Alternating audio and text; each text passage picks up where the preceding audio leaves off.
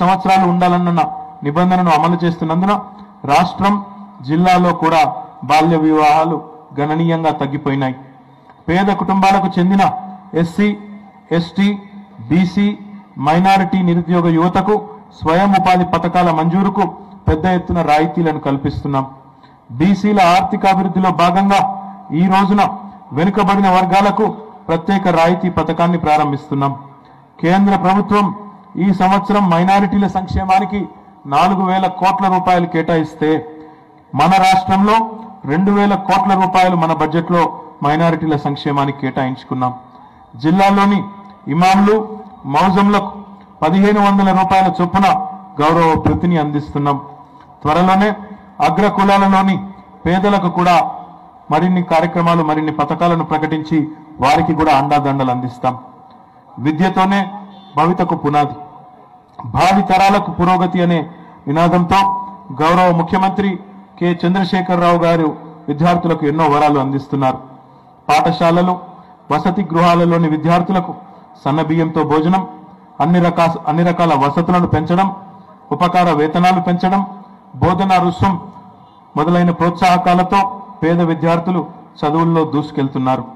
SC, ST, BC, minority గురుకులాలను పెద్ద ఎత్తున ఏర్పాటు చేసి ఆంగ్ల మాధ్యమంలో విద్యను అందిస్తున్నాం.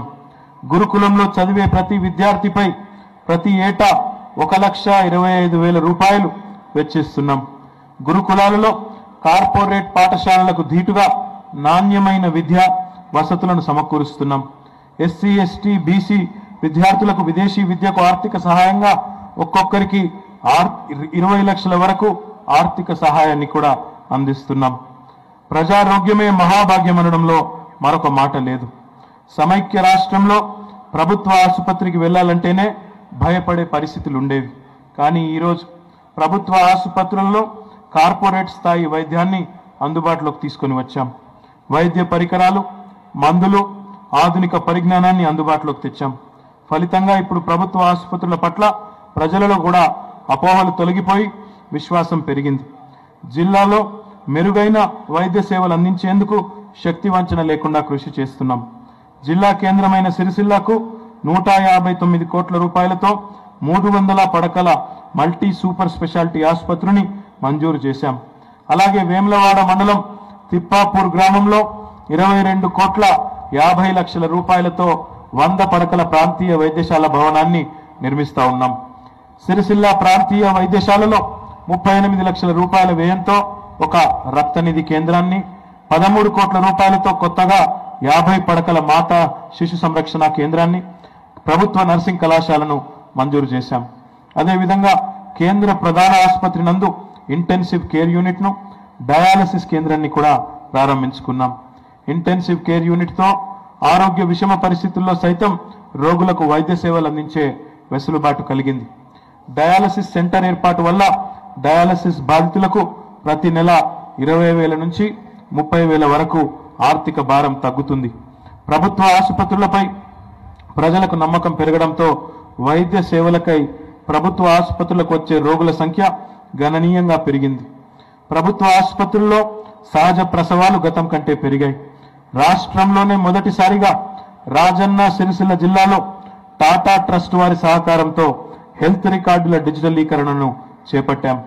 మొత్తం 5,48,000 మందికి గాను ఇప్పటి వరకు 5,30,000 మందికి సంబంధించిన రికార్డుల డిజిటలైజేషన్ ప్రక్రియను పూర్తి చేశాం.